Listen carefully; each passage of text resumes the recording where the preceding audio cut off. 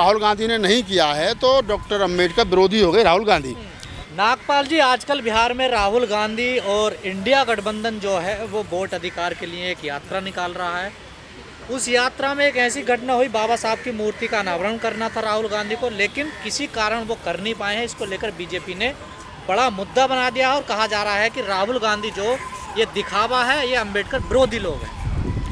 अच्छा, बीजेपी ये कह रही है कि जो मुंगेर में बाबा साहब डॉक्टर अम्बेडकर की मूर्ति का उद्घाटन करना था वो राहुल गांधी ने नहीं किया है तो डॉक्टर अम्बेडकर विरोधी हो गए राहुल गांधी। सबसे पहले भारतीय जनता पार्टी और उनका जो मदर संगठन है आरएसएस, वो ये बताएं कि 12 दिसंबर 1949 को डॉक्टर अम्बेडकर का जो पुतला रामलीला मैदान में फूंका था वो किसने फूंका था? वो कांग्रेस ने फूंका था। जवाहरलाल नेहरू, हाँ, उसमें जवाहरलाल नेहरू का भी पुतला फूंका था साथ में। जवाहरलाल नेहरू और डॉक्टर अम्बेडकर का दोनों का पुतला फूंका था, तो वो किसने फूंका था? कम से कम आरएसएस और बीजेपी के लोग तो ये ना कहें कि कौन अम्बेडकर विरोधी और कौन अम्बेडकरवादी है। अरे आरएसएस ने 12 दिसंबर 1949 को दिल्ली के रामलीला मैदान में बाबा साहब का पुतला फूंका हो, जो आरएसएस 52 साल तक अपने कार्यालय पर तिरंगा झंडा ना फहराती हो, जो आरएसएस ये कहती हो कि ये जो भारतीय संविधान है इसमें भारत के मिजाज का कुछ नहीं है, जिस आरएसएस ने बाबा साहब डॉक्टर अम्बेडकर को जीवित रहते हुए हीन जाति लिखा हो अपने अखबार में, वो आरएसएस और वो बीजेपी ये कह रही है कि राहुल गांधी ने अपमान कर दिया, राहुल गांधी डॉक्टर अम्बेडकर विरोधी हैं। भाई तुम कौन हो? तुम कौन हो? कौन है बीजेपी? और घटना से तो लगेगा ना, देखिए लोगों को ठेस पहुंचेगी जब राहुल गांधी का नाम। मैं वहीं आ रहा हूँ, मैं वहीं आ रहा हूँ गजेंद्र जी, मैं वहीं आ रहा हूँ, आप ही के सवाल पे आ रहा हूँ कि पहले तो बीजेपी और आरएसएस ये बताए कि बीजेपी और आरएसएस हैं कौन, इस बात को बताने के लिए कि कौन राष्ट्रभक्त है, कौन राष्ट्रभक्त नहीं है, कौन अम्बेडकरवादी है, कौन अम्बेडकरवादी नहीं है। कम से कम इतना तो तय है कि बीजेपी और आरएसएस जो है वो बिल्कुल भी ना तो राष्ट्रभक्त हैं और ना अम्बेडकरवादी है ना संविधानवादी है। ये एक लाइन में तय हो जाता है। अब मैं आता हूँ आपके सवाल के जवाब पे। आपने कहा कि राहुल गांधी वहाँ वो नहीं कर पाए जो उनको उद्घाटन करना था तो पूरी तह तक जाना चाहिए। पहली बात तो वो रोड से 500 मीटर या लगभग 1 किलोमीटर के करीब आसपास हटके था और उनका काफिला रोड से जा रहा था, तो उस बाबा साहब डॉक्टर अम्बेडकर की मूर्ति का उद्घाटन करने के लिए राहुल गांधी को लगभग 1 किलोमीटर के आसपास और अपने रूट से हटके जाना था और वो रूट की परमिशन वहाँ से उनकी जो सिक्योरिटी है उनके पास थी नहीं।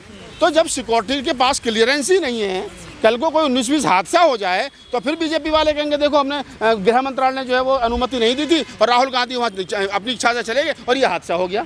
तो गृह मंत्रालय ये बताए, बीजेपी ये बताए कि भाई अगर राहुल गांधी ने वहाँ जाकर के बाबा साहब डॉक्टर अम्बेडकर की मूर्ति का अनावरण नहीं किया तो उसमें बाबा साहब का कौन सा अपमान हो गया? इससे पहले राहुल गांधी जो सैकड़ों जो है जगह बाबा साहब के पैर छू चुके हैं, बाबा साहब की मूर्ति में वो माला पहना चुके हैं, नीली टी शर्ट पहन करके वो बाबा साहब के सम्मान के लिए संसद भवन के बाहर खड़े हो गए थे, पूरी सरकार को बाबा साहब के नाम पर घेर लिया था। तो क्या उस समय राहुल गांधी अम्बेडकरवादी नहीं थे? बीजेपी ये कह रही है उससे पीछे खान का मस्जिद पड़ी, उसमें राहुल गांधी जाते हैं, लेकिन बाबा साहब की मूर्ति का अनावरण क्यों नहीं करते? मैं बता रहा हूँ आपको, कौन मस्जिद में जाता है, कौन मंदिर में जाता है, सबको पता है। हम गूगल करिए तो क्या नाम है, प्रधानमंत्री जी बिना बताए पाकिस्तान भी चले जाते हैं बिरयानी खाने। प्रधानमंत्री जी बिना बताए पाकिस्तान चले जाते हैं बिरयानी खाने, बिना पासपोर्ट के, बिना फॉरेन मिनिस्ट्री को बताए। ठीक है, तो कौन कहाँ कैसे जाता है, किन हालातों में जाता है, वो सबको पता है। लेकिन हमारा सवाल ये है और उसका जवाब ये है कि राहुल गांधी के बाबा साहब डॉक्टर अम्बेडकर की मूर्ति का अनावरण ना करने से ना बाबा साहब का अपमान हो रहा है, ना दलित समाज का अपमान हो रहा है, ना कोई अम्बेडकरवादियों को ठेस लगी है। ये सिर्फ उनके नाम का वहाँ पत्थर लग चुका है राहुल गांधी और तेजस्वी यादव के, और उद्घाटन कर रहे हैं फिर पप्पू यादव बाद में। मैं वही बता रहा हूँ गजेंद्र भाई, आप ही के सवाल पे आ रहा हूँ कि जब ये तय हो गया कि भाई उनको पत्थर लग गया, मैंने सपोज करो आपको परमिशन दे दी गजेंद्र भाई मैं आपके घर खाना खाऊंगा, आपने खाना बना लिया और मेरी इच्छा है कि मैं आपके घर जाकर के खाना खाऊं, लेकिन मेरे घर से और आपके घर की जो दूरी है वहाँ तक संसाधन नहीं है मेरे पास, मुझे क्या नाम है, मेरे पास इजाज़त नहीं है जाने की, तो मैं क्या करूँगा? मैं भी अपना दिल महसूस करके रह जाऊँगा, आपका भी खाना जो आप ही को खाना पड़ेगा। तो राहुल गांधी जाना चाहते थे, ये उनकी सिक्योरिटी से पता चला है और राहुल गांधी ने खुद कहा है कि मैं जाना चाहता था, लेकिन वहाँ सिक्योरिटी के पास वहाँ की परमिशन नहीं थी, इसलिए हम कोई भी ऐसा काम नहीं करना चाहते जो कल को बीजेपी उसको मुद्दा बनाएगा गैरकानूनी काम है। तो ये अपमान नहीं हुआ बाबा साहब? नहीं, मैं तो बिल्कुल नहीं मानता इसमें बाबा साहब को कौन सा अपमान है। पप्पू यादव सांसद लोकल नेता गए, उन्होंने कर दिया उद्घाटन। राहुल गांधी हो सकता है 4 दिन के बाद में परमिशन लेकर के दोबारा चले जाएं। पर मीडिया ने तो मिलन बना दिया उनको। मीडिया क्या है, देखिए मीडिया क्योंकि उस समय आरएसएस और बीजेपी की गोद में खेल रहा है, मेन स्ट्रीम मीडिया, तो मीडिया जो चाह रहा है कि कहीं ना कहीं उसको कुछ चटपटी खबर मिल जाए। भाई जिस मीडिया ने हजारों करोड़ रुपए सिर्फ इस बात के ही लिए हो कि पप्पू बनाना है राहुल गांधी को, और वो पप्पू जो पप्पा बन गया, तो पप्पा कैसे हजम होगा जो पप्पू बनाया था। तो मीडिया का काम है, मतलब आजकल मीडिया का बिक्री डांस चल रहा पर कुछ है सरकार के आंगन में। आप जैसे लोगों को जो कांग्रेस को समर्थन करते हैं टारगेट कर रहे हैं, देखिए दलित नेताओं को। कौन से दलित नेता हमें टारगेट कर रहे हैं, पहले वो बताएं। बाबा साहब डॉक्टर अम्बेडकर का बनाया हुआ संविधान, जिससे देश के दलितों को मान सम्मान स्वाभिमान मिला, वो संविधान खतरे में है। और ये तमाम अम्बेडकरवादी नेता घरों में एसी में लेट रहे हैं, भैया भतीजों के साथ में, चाचा ताऊ फूफाओं के साथ में। पहले ये बताएं, ये अम्बेडकरवादी हैं? अरे हम लोग लड़ रहे हैं भाई, हम लोग गालियाँ खा रहे हैं, तुम हमको हरिजन कह रहे हो, दरिजन कह रहे हो, जो पता नहीं कौन कौन से जन कह रहे हो। हम फिर भी सिर्फ इसलिए, अगर हमें राहुल नागपाल को व्यक्तिगत रूप से कुछ चाहिए तो मिल जाएगा, इसमें कौन सी बहुत बड़ी बात है। रतन लाल को चाहिए मिल जाएगा, लेकिन ये राहुल नागपाल की और रतन लाल को व्यक्तिगत लड़ाई नहीं है, ये समाज की लड़ाई है। संविधान रहेगा तो हम सब लोग रहेंगे, हमारे बच्चों के हक हकूक रहेंगे। संविधान ही नहीं रहेगा तो कुछ भी नहीं रहेगा। पर मीडिया ने और बीजेपी ने तो एजेंडा सेट कर दिया कि ये दलित विरोधी है, अम्बेडकर विरोधी है। देखिए जिस दिन राहुल गांधी किसी क्या नाम है ताकतवर पद पर होंगे, वो प्रधानमंत्री होंगे, गृह मंत्री होंगे, किसी देश के ऐसे संवैधानिक पद पर होंगे जहाँ से दलितों के लिए कुछ मिल सके, तब मैं कहूँगा कि राहुल गांधी ये कर सकते थे दलितों के लिए, उन्होंने नहीं किया। राहुल गांधी जब प्रधानमंत्री बनेंगे तो हम राहुल गांधी से कहेंगे ना कि दलितों का बैकलॉग पूरा करो, निजी क्षेत्र में आरक्षण लागू करो, जातिगत जनगणना होनी चाहिए और जनगणना के हिसाब से हमारे हक हकूक तय होने चाहिए, संविधान को पूर्ण रूप से लागू करो, मंडल कमीशन लागू करो, हम कहेंगे। और उस दिन अगर राहुल गांधी हिस्सेदारी दे सकते हैं ना, तो दे तो रखिए हिस्सेदारी, और कितनी चाहिए। अरे सुनिए, मल्लिकार्जुन खड़गे कौन है, राष्ट्रीय अध्यक्ष कौन है, दलित। मुकुल वासनिक कौन है, दलित। कुमारी शैलजा कौन है, दलित।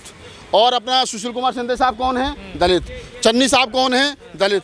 और कितना हिस्सेदारी चाहिए भाई, इतनी आबादी है दलितों। अरे तो टोटल पदाधिकारियों कितनी आप हिस्सेदारी चाहिए। जितने मैंने दलितों के नाम आपको बता दिया, आप अपने ब्राह्मणों के नाम बता दो मुझे कांग्रेस में। भाई मैं कह रहा हूँ कि राष्ट्रीय अध्यक्ष, राष्ट्रीय महासचिव, राष्ट्रीय प्रवक्ता और बहुत सारे जो दलितों के पास में हैं। चन्नी को मुख्यमंत्री किसने बनाया, कांग्रेस ने। सुशील कुमार शिंदे को मुख्यमंत्री किसने बनाया, कांग्रेस ने। गृह मंत्री सुशील कुमार शिंदे को किसने बनाया, कांग्रेस ने। बूटा सिंह को गृह मंत्री किसने बनाया, कांग्रेस ने। बाबूजी को उप प्रधानमंत्री किसने बनाया, कांग्रेस ने। क्या चाहिए तो भाई? आपके साथ ही क्यों कहते हैं ये कांग्रेस जो दलित विरोधी, अम्बेडकर विरोधी है? अब जिनकी रोजी रोटी इस बात पे चल रही हो, जिनको बेचारों को शाम को 500 रुपये सिर्फ इसलिए मिलते होंगे सोशल मीडिया पर राहुल नागपाल को गाली बकनी है, तो अच्छी बात है, मैं तो उनका भी सम्मान करूँगा। मेरी वजह से कम से कम उनको 500 तो मिल रहे हैं, तो ये कोई बहुत बड़ी बात नहीं। कोई सच्चाई नहीं है इसमें।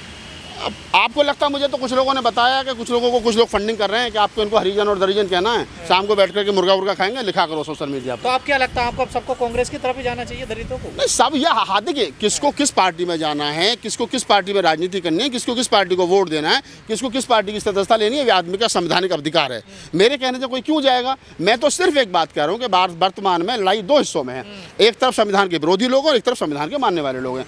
तो अब आपको तय करना है, जब लड़ाई ही दो हिस्सों में है, तीसरा हिस्सा है ही नहीं, तीसरा कोना है ही नहीं है, तो अब आपने तय करना है कि आपने खामोश रह करके बीजेपी और आरएसएस को मजबूत करना है, या बोल करके राहुल गांधी और इंडिया गठबंधन को मजबूत करना, ताकि भारतीय संविधान बचे। आपके महापुरुष कहते हैं वही हो गया ना, कांग्रेस जाए बीजेपी आए, बीजेपी जाए कांग्रेस आए, तीसरे का कोई इसमें है ही नहीं कुछ भी। देखिए वही बात आप कह रहे हैं। देखिए जो लोग बीच में आए थे उन्होंने क्या कर लिया।